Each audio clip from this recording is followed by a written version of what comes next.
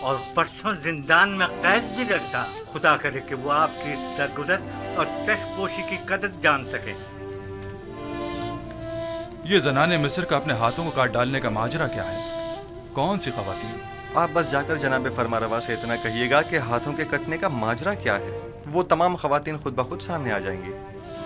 بہت سے ساکنین قصر اور اہل مصر کے ذہنوں میں اب بھی وہ واقعہ محفوظ ہوگا. اچھی بات ہے. ہم پھر خالی ہاتھ واپس جا رہے ہیں. پھر ملیں گے.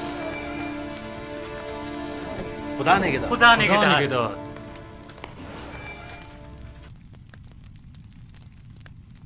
اے کاش آپ ان کے ساتھ چلے جاتے اور تمام حقائق آمون ہوتب کے گوش گزار کر کے زلیخا سے انتقام لے لیتے.